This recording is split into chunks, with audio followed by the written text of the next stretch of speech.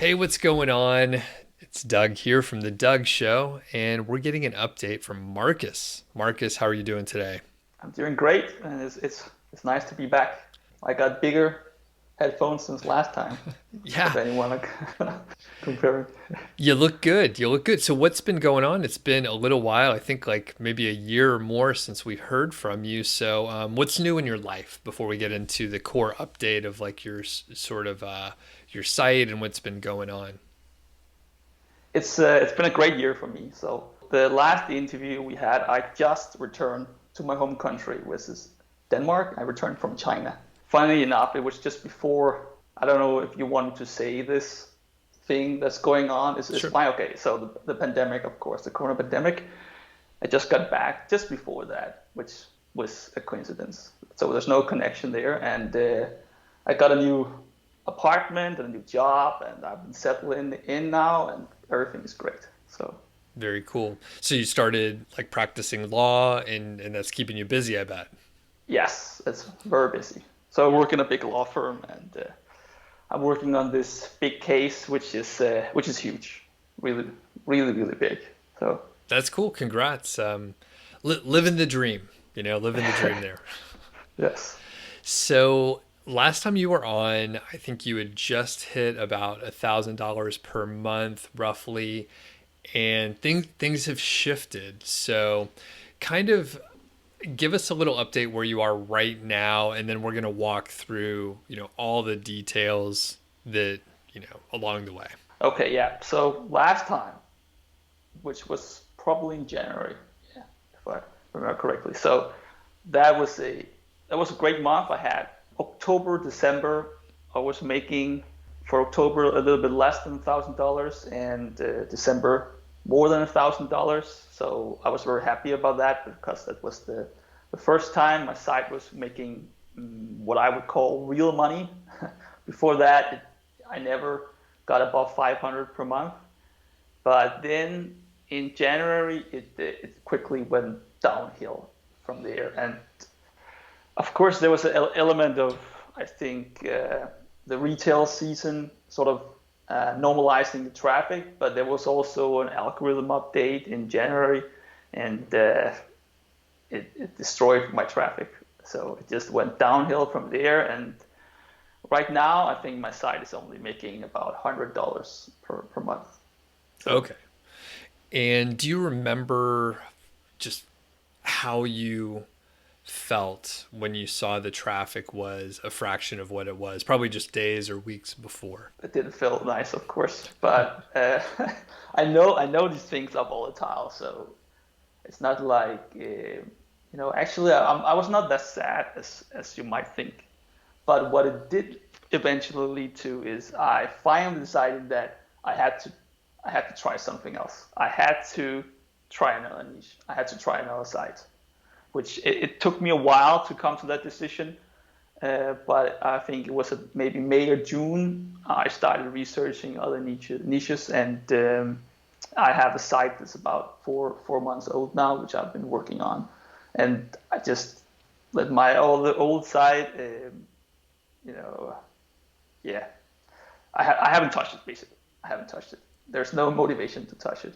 Got it. So Okay. And, it's and doing its thing and bringing about $100 per month, mostly through ads okay. and a little bit of Amazon and a little bit of other affiliate uh, programs. And do you remember like how much traffic were you getting, say, sort of at the height in December, January timeframe? And then what is it now if you happen to Yeah, be able to estimate?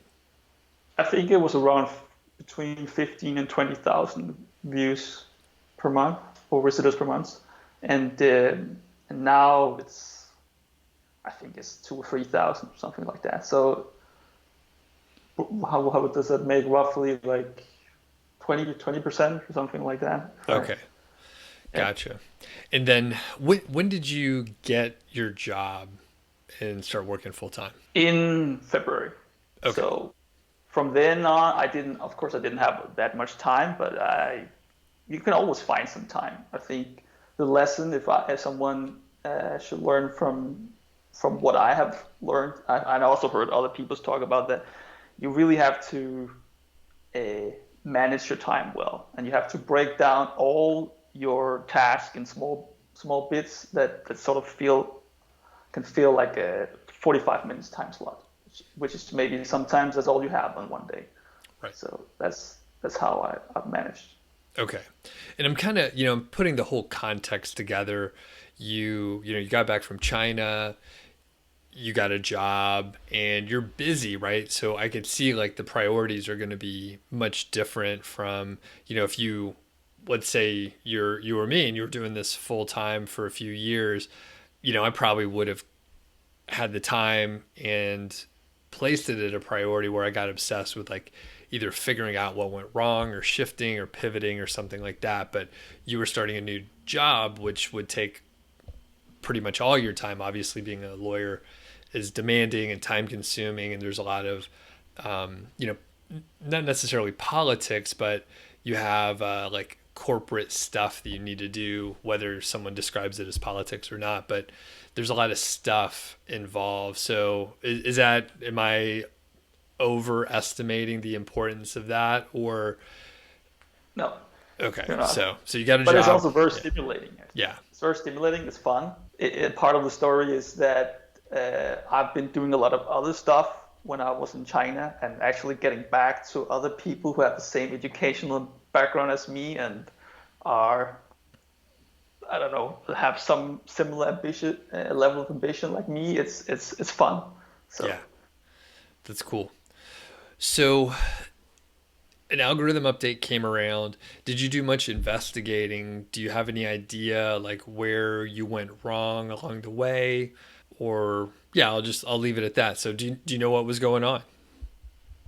yeah, there was an algorithm update in January, February, and I just saw it as it took. I mean, the traffic was just declining month over month. So like for 3, 4 months, traffic was declining until it reached a level. And of course, I tried to publish new content. There's a lot of KDR, and I tried to build more links. And I added internal links. I tried to figure out if there was some technical SEO stuff was I don't know, possibly creating problems, and I made sure my site was very fast, and just nothing helped. All Nothing right. helped. And my theory is just probably the site needed a lot more links, a lot more domain authority, or what you would call Okay. it. And did you do much link building over the couple years? How old was the site, by the way? Or how old is the site It's right now? it's I guess it's more than 3 years old now. At least the first 6 months of that site, I did a lot of weird stuff. You know, all the I mean, first of all, I used the site because I was trying to do some email marketing back then. So there was I just had this idea that I could look more authentic if I also have a website when doing email marketing. And later, I wanted I wanted to try build a niche site instead. And I also did a lot of wrong things, did a lot of bad keyword research, and went for all the very competitive stuff. When I say 3 years old, they at least had 1 year, I think. Or maybe the site is actually more like 3.5 years old. I'm not so sure yet, Okay. but possibly a long period. I just messed around. Got So it. So how much content was on the site too? Do you happen to remember? 150-ish posts. Okay. Got it. Yeah. So you ended up working probably sounds like a year and a half on the site. I think I did two years, Okay. roughly 2 years work. Got it. And then just in general, is that a fairly competitive niche where like more and more people were probably joining the ranks like us and trying to build sites? So there's like new competitors and established ones all the time. Yes, it's one of those niches where other maybe not you, maybe not you, but other of your competitors or other your colleagues or whatever you would call them, Hmm. they usually tell new people to stay away from this. niche. So it's one of those. Okay. And how did you, there are several of those, by the way. How did you get traction and actually get your site up to making $1,000 a month in a pretty competitive area? I think I managed to snipe out some really good KTR. I mean, I think that's what I did, and it worked. Got it. But I think it was also very hard as the algorithm updates, they change things, and all sometimes the big sites were ranking higher than me, and 3 months later they were ranking below me, and yeah, it was just it's tough place to be. Gotcha. Yeah, and I know for, I mean, even, niche site project, other sites, you get an update and then you lose some traffic. Next one comes around, goes up higher than before, or vice versa. So it's quite volatile, especially in competitive areas. And one of the cool things, which sort of implicitly in your answer before, you said, I got a couple like KGR terms, and I mean, you actually don't need a huge amount of traffic if you have the right terms. You don't have to rank number one for a whole bunch of terms, but you just need a couple, and you actually can make good money. I know some of the big sites that I've had as far as amount of money that you can earn, they only ranked like number one for like one big term, and it was tens of thousands of dollars per month. It's pretty amazing. So is that accurate? Did you find that like you just needed one or two keywords to hit for you? Yeah, I think I had 5 or 6 good KTRs. Okay. Um, the money, some money posts. Yeah, All right. with some just best blah blah blah for Y or whatever, and some of the X product versus Y product. Okay. Some of them. Pretty classic kind of Yeah. keywords for buyer keywords. So as far as the link building that you did, anything that worked really well or that didn't work well, or did you not spend too much time on it? It was all it was all guest post in the beginning, which was a lot of work. I think it's even harder in the niche I was in, and I mean compared to other. I mean everything is of course relative, but and later I got a hold of some, I don't know what to call them, like in networks, basically someone telling you can buy my link on this huge list of sites, and I looked through such list, and usually I would find a few that I thought, yeah, you know what, this site looks okay, and then I would buy a link on those. Got it. Okay. Yeah, I But get definitely a those lot of emails. spammy sites on, Yeah. these links as well. Other Yeah. site, sorry, lists. Yeah. Gotcha. All right. So let's shift a little bit, or actually, before we shift, is there anything else like from growing the site to the decline before we sort of shift over to some other topics here? Anything interesting that I didn't ask or kind of missed? I think one kind of big topic's been in my head, and it's been. I mean, this was kind of like the last drop. Is thinking about should I start a new site, because this I think it was the third time I seriously considered it, and I finally decided to do it. And every time was after an algorithm update. So I could. So from the last 2 times where I decided to stick with my site, I actually did manage to get it back and running. Getting my traffic back. So so I don't know. So it's doable, I think, but you never know when you can get the traffic back. And you don't know if it's going to work. It's the classic. I think I mean, it should work. I don't know. Yeah, okay. Maybe you can just say, yeah, you don't know if it's gonna work. Yeah. I mean, Yeah, you just don't keep it that. you don't feel like it's going to work. You're unsure, but kind of what you're getting at, I think, is if you keep publishing good content, if you keep moving forward, like technically, if Google is or whatever other search engines you're targeting, right? Things could change in the future.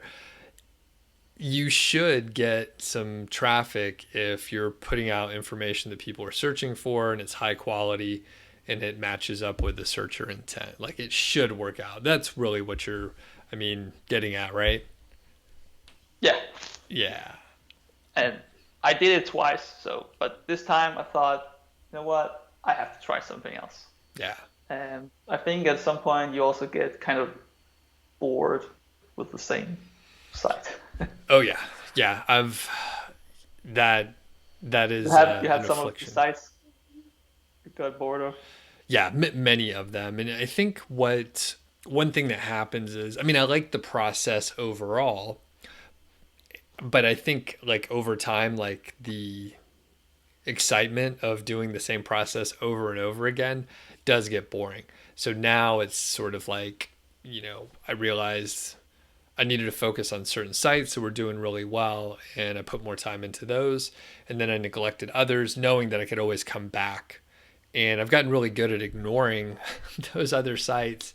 And like you said, things get a little bit boring. So I have just gotten bored with doing some of the same stuff over and over again, which is why, I find a lot of new things to cover, and I have a lot of interest in podcast and YouTube because it's completely different and there's different factors, different variables. I'm still talking about a lot of the same stuff, and because I still have sites, I can talk about those. So it all works together. But yeah, at some point it's just like, okay, this is boring. Like write more content, find more keywords. Like it's basically the same kind of stuff over and over again.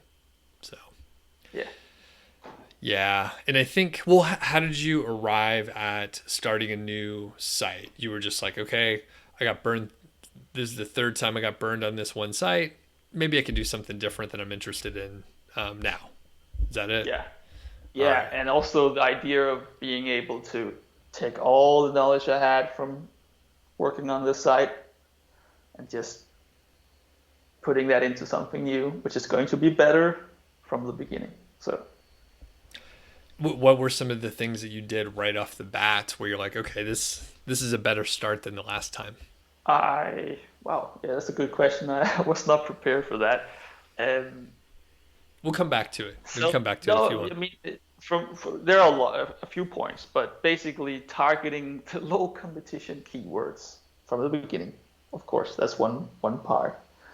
And I actually went even further. So there's this other cool Danish guy. You had him on. His name is Morten Skolgaard or something like that. Storgard. And yes, and yeah, okay, you of course you with the English accent, Skolgaard.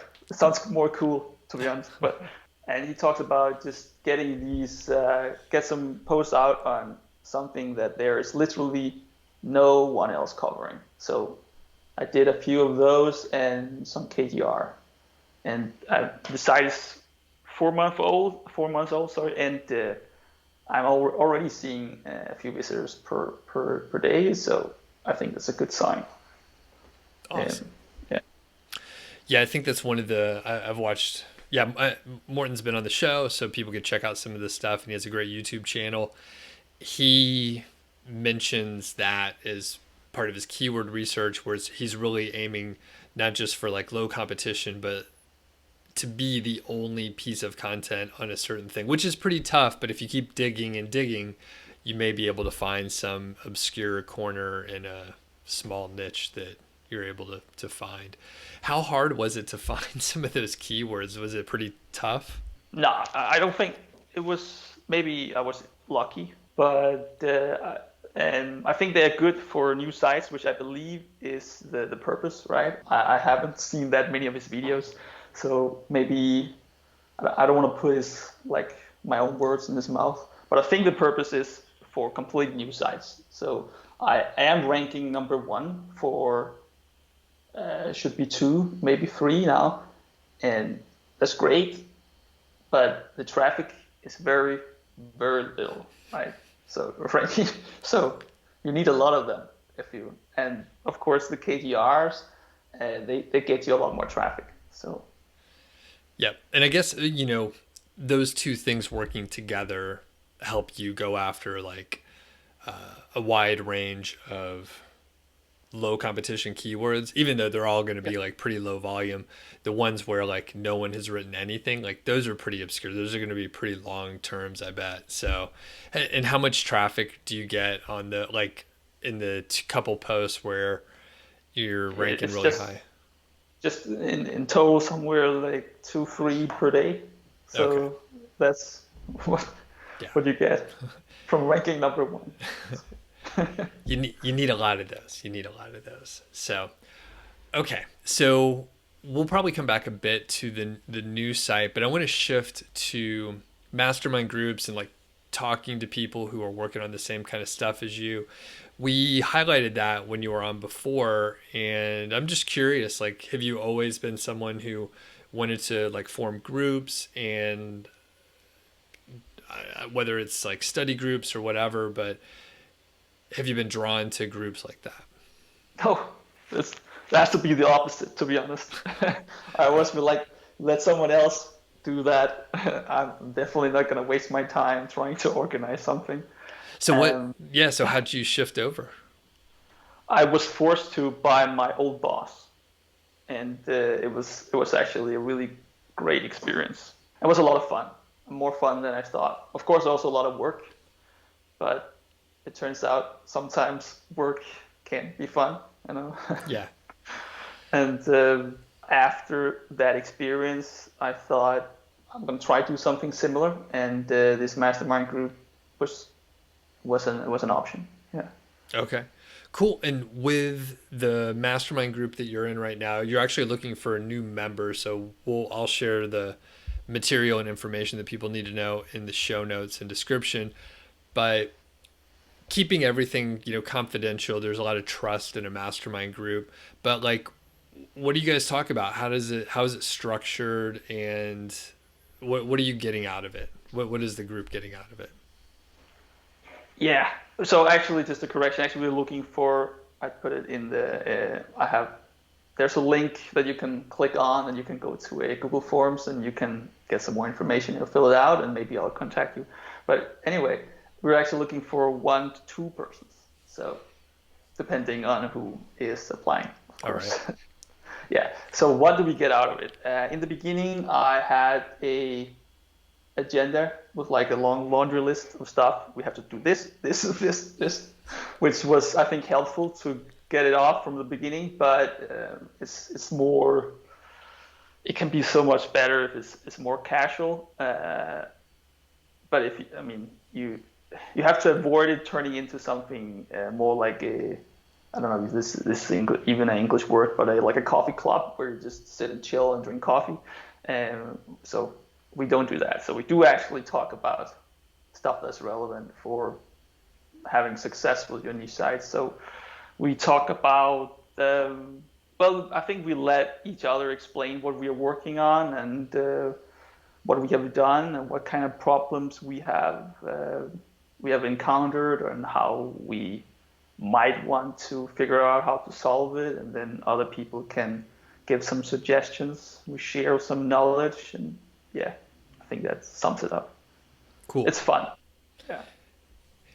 As far as talking to people that understand what you're working on and some of the challenges, how has the group helped you address that? Because probably right in your professional job, if you start talking about SEO, people are not going to be interested and they won't even really know what you're talking about. So how has that helped you?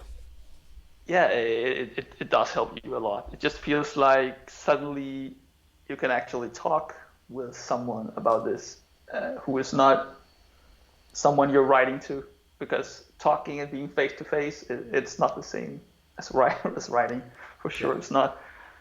And yeah, I do have no one in my circle of friends who know what I'm doing. Um, I remember once when my friend checked out my previous interview, and you put that my site was could be evaluated at $30,000, and he was, what the hell? You have a site that's worth so much money? And I told him, yeah, it could be. I'm not gonna sell it. I should have sold it, by the way. But Timing. yeah, Yeah. they have no idea what I'm doing, basically. Right, right. Yeah. Yep, and I run into that too with family members or even friends that I worked with when I had my corporate gig, especially with the stupid headlines that I put out sometimes. Where I mean, most of the time it's like interviewing someone else now, but yeah, if someone starts digging in, they would think like, what are you even doing? Like I used to work in the cube next to some, just my friends, just my friends over there. All right. When you're in the mastermind group, like what's the agenda like these days? Now that it's you sort of run through your tighter agenda, the laundry list. So what does a meeting typically look like now? I think we got to know each other at such a level that I remember what they said last time and the last time and the last time. Like now we have we used to have sessions twice a month. Now we only do them once a month. I think I think that works well for us at least right now. But I can just ask him, ask the other guy, oh, what about you did this and that and this and that, and how did that go, and what did you learn? So we don't use an agenda anymore. So Cool. How many people are in the group right now? we're only three, so that's Three. why we're looking for. We used to be four, but one guy he quit because it made a lot of sense for him, and I think it was fine for him to, I mean, use his time differently. And he was doing something else, which made no sense for him to meet with us anymore. So Right. And we talked off air, and just to add a little more, it's like the person's working on a different kind of business model. So it's like you guys are working on different problems, and you have a network. Your network is expanding, but you're not. He's not meeting with you guys anymore. Okay, got it. And what are you looking for? I know people could check out the questionnaire, but yeah, what kind of a person, just in general? just, I guess you have to be a little bit ambitious, right? So maybe I don't need to to say that, but people who want to get something done, yeah, and Cool. think they can learn something from hearing what other people have to say, and think they can also bring value to other people by sharing some of their own stuff. One cool thing I see with the groups that I've been in, and just talking to other people, is people, everyone has a different skill set, right? Law stuff. I would know project management stuff, maybe very minor technical things, and I've had people that they were a developer, so everyone brings a little different skill set, and it's kind of cool to see how people approach problems completely differently. So when you come in and you're like, I've been struggling with this, I don't know what to do, maybe someone in the group could just tell you, oh, here's what you need to do. It's actually pretty straightforward. So that's the cool part. And I take it doesn't matter the skills that the person has. You want someone just who's ambitious and they want to like grow in working online.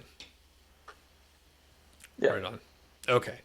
So let's shift back to your newer site. And I'm curious about where it is right now as far as the amount of content. You mentioned you've been working on it 4 months. So what have you done with it so far? And you're getting a little traffic. So where is it right now? It's at a stage where I have I have like, is it 17 or 18 posts, something like that. And I have one writer writing a little bit for me, and I've written,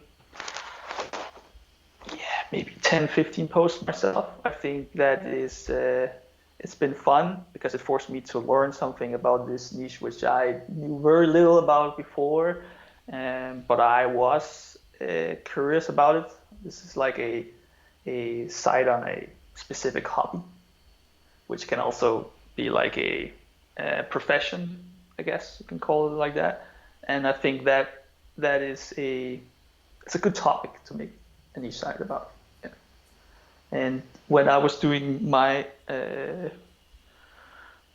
research, I had maybe five, no, less, maybe 3 or 4 good niches, and then this just stood out. Thinking, oh, I always thought about doing this, and then that's why I picked it. And yeah, I have a lot of work still to do, becoming better and better with this thing, and being able to share some of my own experiencing and doing the thing. Yeah. But I think I can at least teach beginners something, and I think that's a good spot to be at on your site because I mean, basically there are a lot of people who are searching for stuff as a beginner, so usually you can get more traffic like that. So it's actually a good for any niches if you want to create it and you consider yourself as a little bit higher level than a beginner. I think you're in a perfect spot to write something useful for other people. Yeah, most people are beginners at like anything, or they're not even familiar with whatever it is that they're researching. So, yeah, there's always a bigger audience on that side of the spectrum there. So, in, I don't know, say 6 months or a year, how much content do you want to have on the site? So 6 months from now, or what? Yeah. Yeah, it should be. I think I hope I could get to 50 posts, but that would also be. I would use a lot of time building links when I'm at that spot. So I bought your hero course, which I only watched the first video of. So maybe sometime early next year I'm gonna go through it, and I plan to get some links from hero for sure. Yeah. Cool. Yeah, and I was going to say unit it gets better, all right? So there's 4 units, and the second unit kind of goes through the mechanics. The third unit shows you how to outsource it, and there's even like an over the shoulder how you could hire someone. Or I post the job listing on Upwork so you can see like exactly what you would do. And then the fourth unit's pretty cool. That's where you essentially you become the reporter and you're soliciting responses from people. It's kind of a cool way to flip it upside down, and you end up being able to build links, and you could get sort of roundup content very quickly. So I won't go into too many details. People get the main idea of what's going on, but I can tell you that if you just tried to do it, it becomes overwhelming really quick. So part of Unit 4 is really just managing all the information you're going to get. So anyway, it's a good course. Thanks for buying it. Yes. Yeah, I'm looking for it, so I can't say anything about it. Yeah. I only watched the first video.